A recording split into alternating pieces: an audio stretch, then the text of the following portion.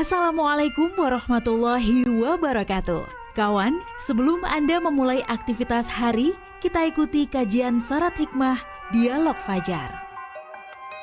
Assalamualaikum warahmatullahi wabarakatuh. Alhamdulillah, pagi hari ini saya Fitriana Ayu, kawan, di program Dialog Fajar. Semoga Anda semua dalam keadaan sehat ya, dan tentunya semangat, sudah bersyukur bisa diberi waktu dan kesempatan pula oleh Allah Subhanahu wa Ta'ala untuk meneruskan amanah yang dipercayakan pada diri kita. Termasuk sudah mensyukuri nikmat yang luar biasa tiada tara, yaitu berupa kesehatan. Kalaupun ada yang pagi hari ini merasa kurang sehat, juga selalu bersyukur masih diberi waktu untuk kembali pulih, dan tentunya selalu semangat ya, sambil mendengarkan Dialog Fajar pagi hari ini bersama Ustadz Mim Saiful Hadi dari Pesantren Al-Quran Nurul Falah, Surabaya. Assalamualaikum Ustadz Mim. Waalaikumsalam warahmatullahi wabarakatuh. Alhamdulillahirrabbilalamin. Sehat Bayu? Sama-sama. Sehat Ustadz, Alhamdulillah. Allahu Akbar, Allah Maha Besar gitu. Allahu Akbar, Masya Allah. Nikmat ya Ustadz ya. Nikmat sekali, luar biasa. Iya benar-benar. Ya karena nggak ada tiada tara gitu ya, katanya gitu ya Ustadz. Loh ya ya. opo, sehat iki wis mau dibayar berapa sing gelem sakit, ayo antri rene lak kaono ya. Allah, iya, batin kawan pendengar yang saat ini sakit itu ya pengennya ndang Iya makanya ayo sehat pokoknya. Kudu sehat. Amin. Bismillah, sehat tetap sehat. Alhamdulillah. Ini loh, Ustadz Pim ini bawaannya akhirnya kan positif gitu ya Ustadz ya. Benar. Tapi itu harus. Kenapa ya Ustadz ya? Ada orang itu kok kayaknya itu negatif aja. Lihat wajahnya tok itu loh Ustadz. Mencurang. Masya Allah. Iya. Padahal itu skincare-nya itu udah mahal gitu tapi kok kelihatannya metutut, betetengah apa gimana ya Ustadz ya? Itu kenapa ya Ustadz ya? Apakah ada tuntunan dari Nabi Muhammad soal ini Ustadz?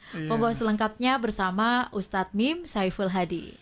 Saya jadi kepengen dipertemukan sama yang Mbak Isu. Mau tabung mencurun. Gampang Ustadz, nanti Ustadz astagfirullah. Kita cari tahu penyebabnya Ustadz ya. Baik, kita awali dulu dengan syukur. Alhamdulillah ya. Alhamdulillah.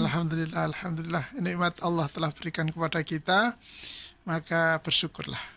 Kalau tidak bersyukur kebangetan banget. Wes kayak ini sudah sehat seperti ini, sudah bisa bangun, bisa mendengarkan. Wes gak bisa diceritakan, tidak bisa diceritakan nikmat-nikmat yang telah Allah berikan kepada kita hingga kita bisa menikmati sampai detik ini. Alhamdulillah, sekali lagi alhamdulillah. Allahumma salli ala Sayyidina Muhammadin wa ala alihi wa sahbihi ajma'in. Salawat tersanjung kepada junjungan kita Rasulullah Muhammad sallallahu alaihi wasallam serta keluarga dan para sahabat semuanya. Mbak Ayu dan kawan-kawan semuanya, sekali lagi adalah kebahagiaan bagi saya bisa bersua, bisa berjumpa, bisa berbagi di pagi hari ini.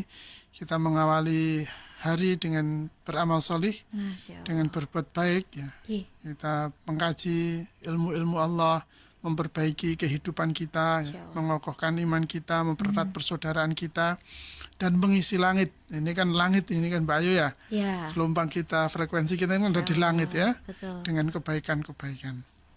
Kawan-kawan sekalian rahmatullah Allah ya, pertanyaan Mbak Ayu ya sebetulnya wajar-wajar saja. Dalam hidup ini ada orang yang suka tersenyum, tapi bukan bawaan loh ya. Ini bukan bawaan. Ini adalah hasil pendidikan diri. Dalam bahasa pendidikan Islam namanya tarbiyatun nafsiyah. Jadi pendidikan terhadap diri sendiri. Jadi ini penting, memang sangat penting, sehingga orang memiliki bawaan seperti apa kan itu ya. Kalau nggak dididik diri kita, nafsu kita, maka belok pasti, belok ke kiri kayak olahraga ini. Ya Allah, pagi nggak apa-apa Ustaz. Iya. Sehingga nggak terasa itu bentuk wajahnya menjadi bersengut, mencurang. Ya bawaannya, katanya orang jadi bawaannya kepengen marah gitu ya. Bahkan sinar wajahnya itu sudah memberi pesan ya, menyampaikan pesan kepengen marah gitu, ingin menyerang itu ya, ingin merendahkan, ingin mengolok dan seterusnya. sehingga mengundang kebencian itu ya. Itu yang akan muncul. Sebaliknya kalau tarbiyah nafsiyah kita baik, itu ya muncul adalah cahaya yang berbinar dari wajah kita ya. Kemudian ketemu orang belum ngomong aja sudah seneng gitu kan ya. Belum ngelucu sudah ketawa. Stand up comedy. Iya. Nah, artinya kita menebarkan kebahagiaan kepada setiap orang yang menjumpai kita. Nah, pada pagi hari ini kita khusus bagaimana kita memahami orang-orang yang ada di sebelah kiri itu, yang bagian kiri, yang bagian negatif. Yang kanan-kanan kita dukung saja kan sudah sangat cukup ya Mbak Ayu ya. Yang di sebelah kiri, yang negatif ini kita tolong, kita bantu. Ini saudara-saudara kita atau kawan-kawan kita yang bawaannya ya, bukan bawaan sebenarnya, yang istilahnya ya kebiasaan ya gitu ya, jadi kebiasaan itu wajahnya selalu menyiratkan itu, rasa marah itu ya, kemudian ya sumpek gitu ya, tidak pernah tampak kegembiraannya. Itu dari mana sebetulnya dimulainya? Memulainya tidak ada lain, tidak ada bukan ya dari pikiran.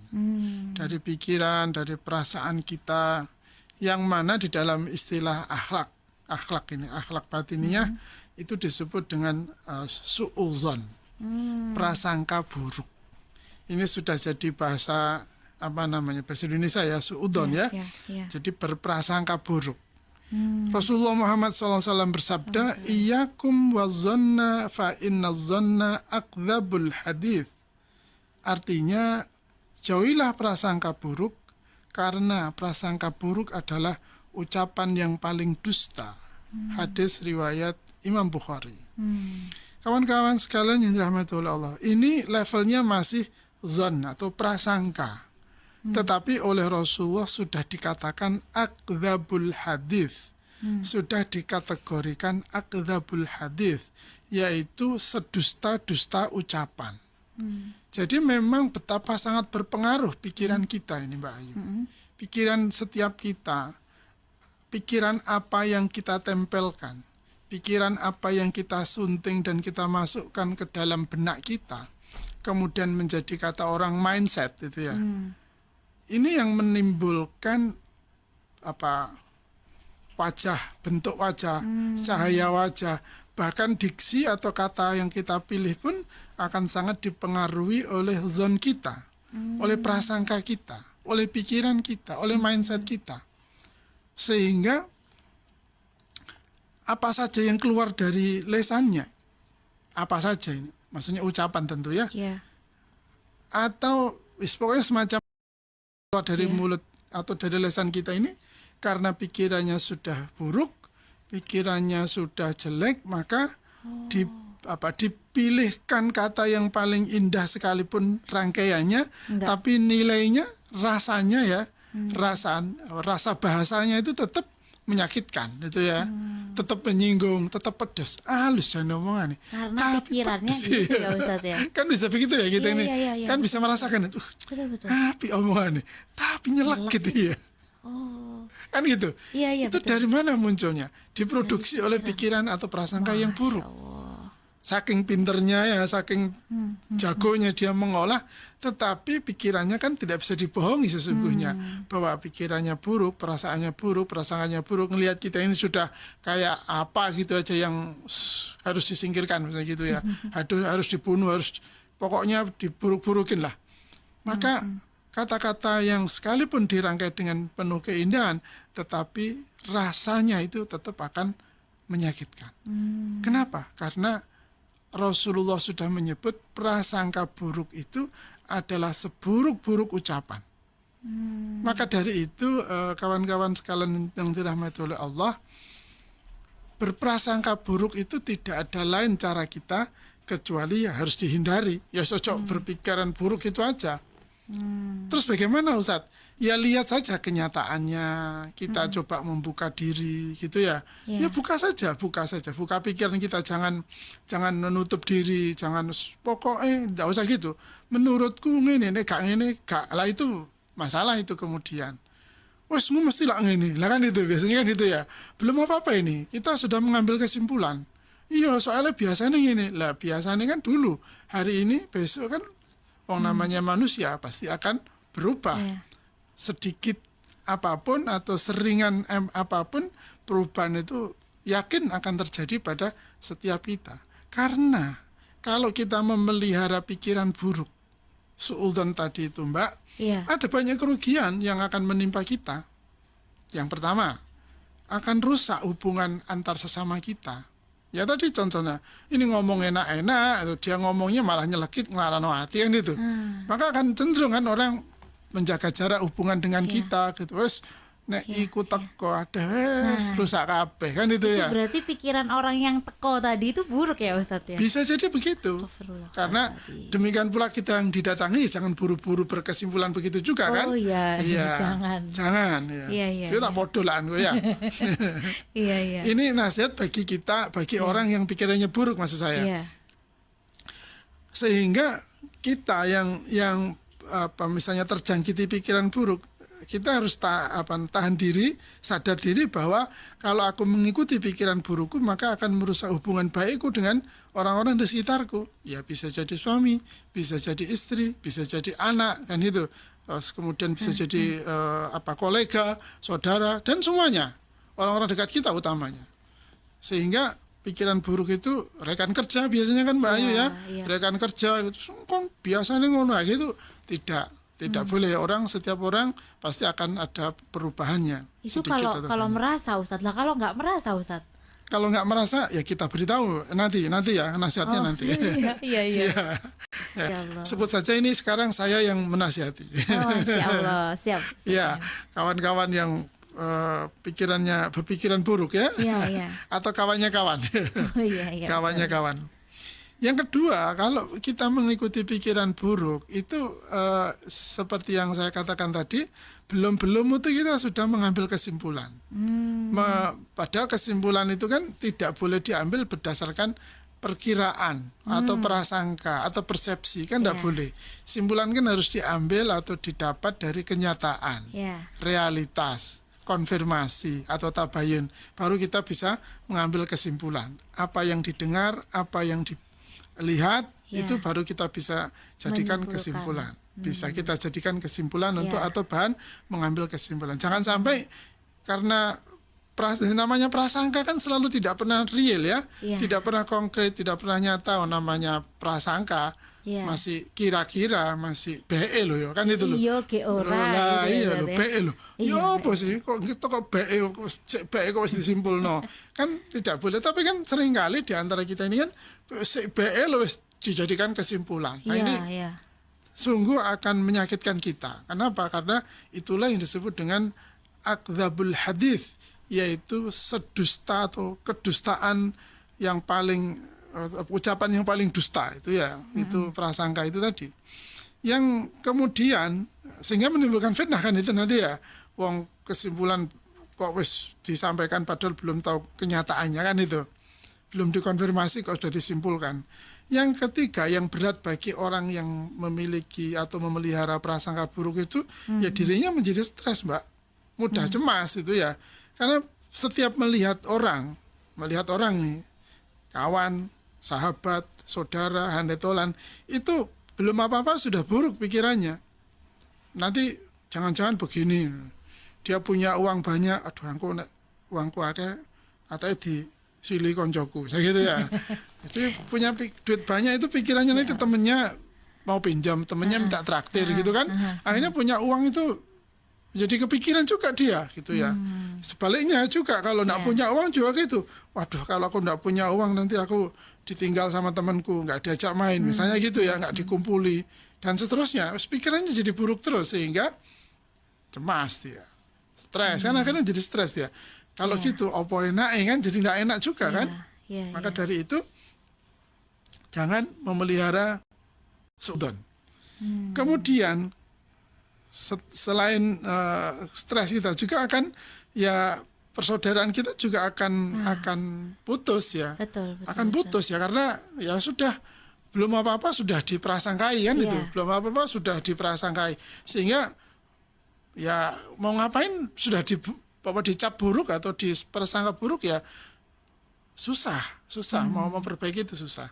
Maka dari itu kawan-kawan sekalian yang dirahmati oleh Allah, jangan kita pernah membiarkan.